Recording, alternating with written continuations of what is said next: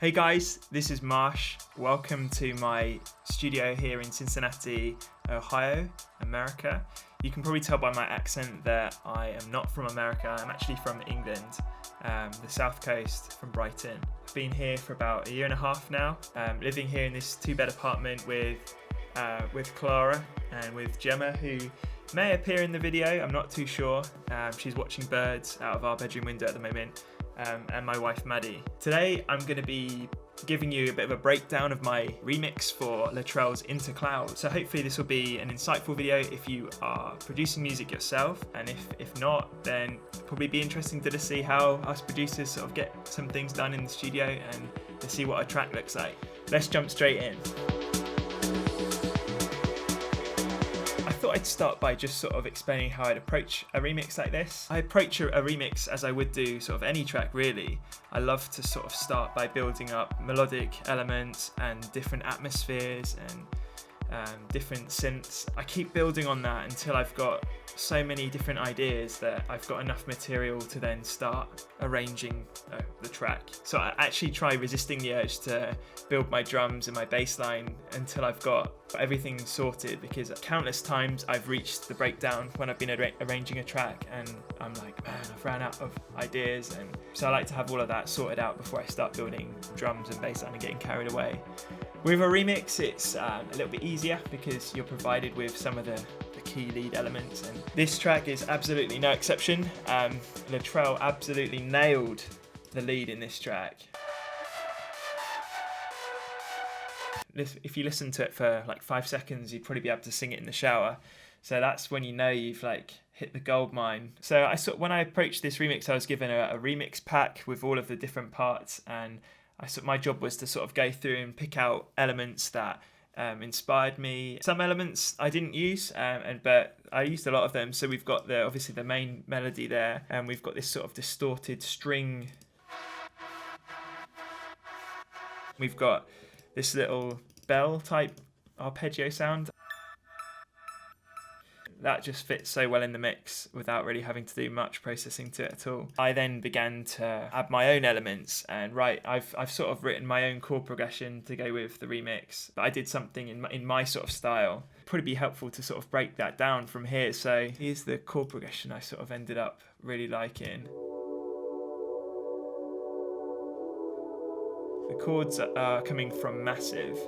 It's sort of trancey, but I've EQ'd it in a way that really sort of cuts off high end and low end so that it sounds more lo-fi. And I've used this plugin which I really love from Waves, J37. It's got some really cool presets. I really like to play with the wow part of it. Very subtly and slowly I modulate the pitch so that it goes a bit in and out of tune, and it sounds like a really old record. It brings like that warmth from analog gear that a lot of these digital software synths can't quite create. What else? We've got these 3 layers. They're sort of all samples that I got initially from a drum and bass pack. So we've got this sort of saw wave pad, which just plays like a high drone. We've got this retro pad, which we've got panned left by 20, and we've got the saw pad pan right to just widen up the atmosphere there. We've got the high string in the middle. And just see, it's so subtle, but it really builds on this main pad.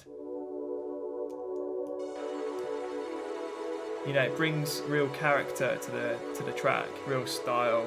Another real key element to the sort of the whole atmosphere of the track, the pads, is this drone pad layer. Again, it was a sample initially, which just like the others I showed you, it's been looped so that it sustains throughout the entire phrase. I'm using things like tremolo to have it just panning left and right, just slowly. It's using this Voxengo plugin, which is free. I'd highly recommend it. It's called MSED or MSED. And essentially, I will just like pull out some of the mid frequencies and add side frequencies. I'm not entirely sure how it works. To my ears, it sort of thins the sound out and spreads it a bit wider. And we've got these distorted strings, and they were from the original, and they just help build all of this, builds the suspense. I like to build suspense without using effects as much. I like to use effects, but just really, really subtly, so they just help build what's already being built in the music. Finally, I've got these little 3 random sounds. I often chuck in quite quirky sounds in my tracks. This was like a reggae guitar. I just loved the sound. It takes me back to when I used to like listen to Pendulum and stuff. Got this guitar atmosphere here as well, which is a similar sort of sound. So like an electric guitar. Pitched it so that it fit the track. I had to go up 6 semitones. And then what have we got? We've got this space effects sound. Those high frequencies are quite piercing. They really do cut through, so you do hear them in the mix, but it's quite a quiet sound, as you can tell. Luttrell actually had used quite spacey effects in his original, so I thought that was kind of fitting and in line. We have a cat trying to enter the room. Don't know if you'll be able to see Gemma, but you might hear Gemma at some point. Apologies while she uses her cat tray, which is part of the studio room. Okay, moving on. So this is what I mean. This is Gemma. Hello, Gemma. She has quite an interesting meow, like a lot of Siamese cats do. Anyway, I don't know why I'm talking about cats. Focus. The original lead melody is so... She just hit the space bar.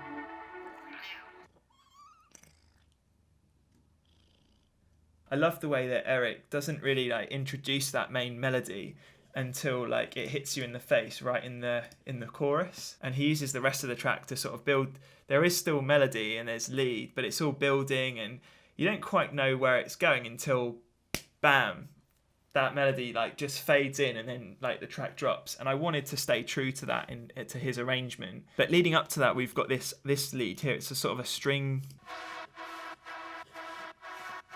And it does drive the track really nicely, but for me, I just felt like the track just needed like that one extra element. Got this like FM8.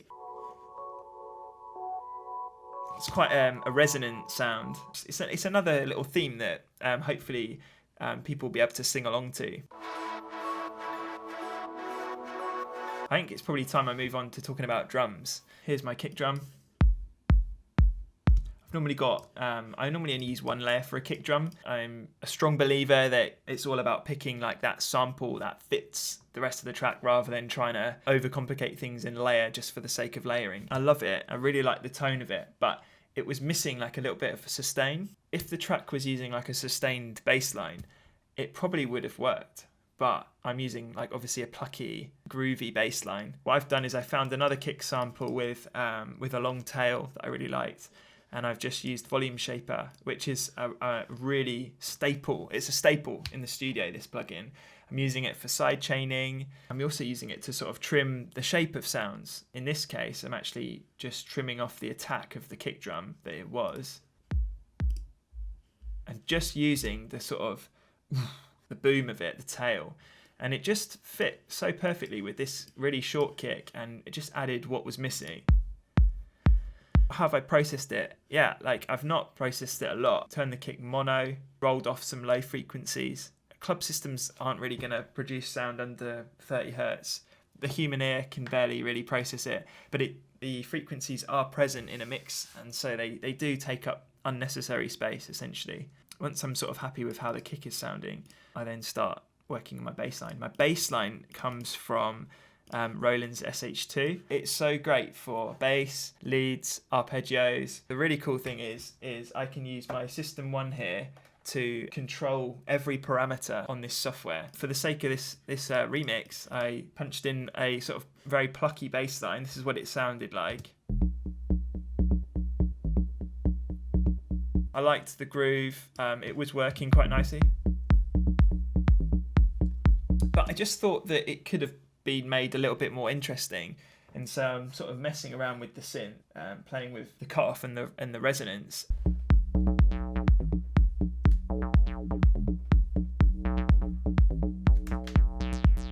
So just sort of messing around like that, and I thought, yeah, actually that works really nicely. I'm quite happy with that. Each of the little intonations were all slightly different, and I liked that. It sounded analog. It sounded sort of real. So that was how I programmed the bass line. Just what I love about the SH2 is that it gives you a really low punching bass tone. Just a little bit of processing on the bass line. We've got FabFilter Volcano 2 I use. it's another staple. I'm using it to do all of just general sort of filtering a sound into the mix, filtering a sound out. I just modulate like the filter and the cue point so that I give it a little bit of a peak. So it kind of filters in like that in the track. You can actually see here how I filtered the bass in.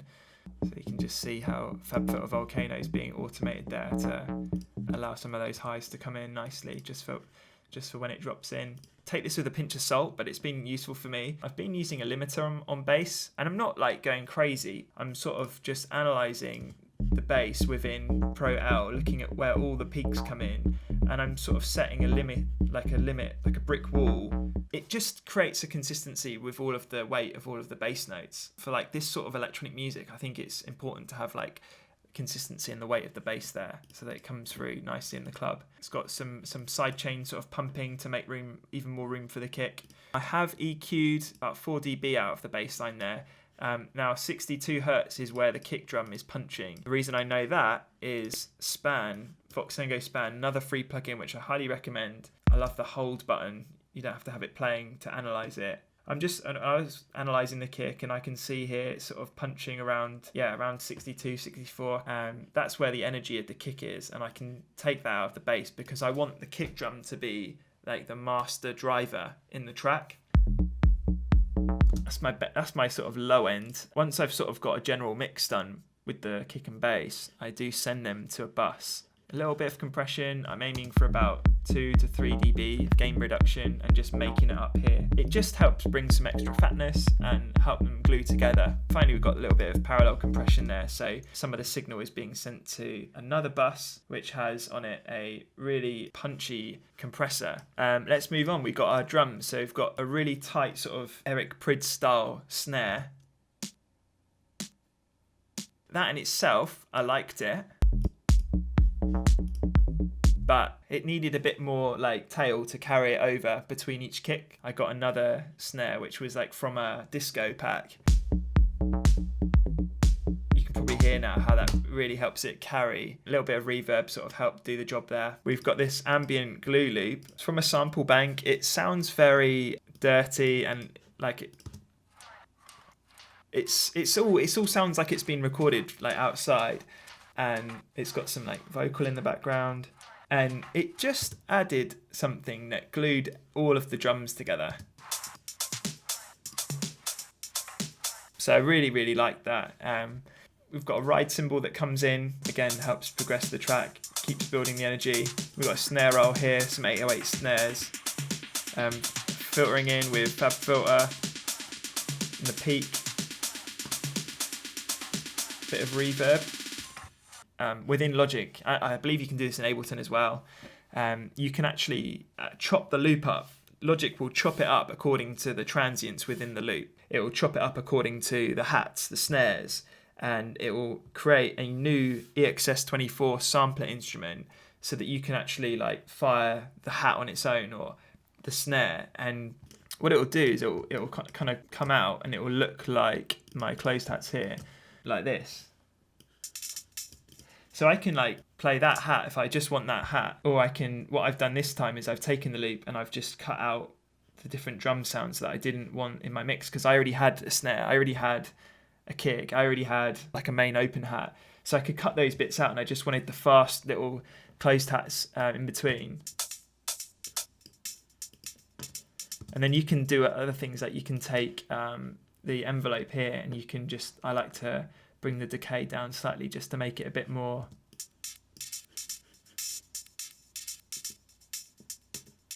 tighter.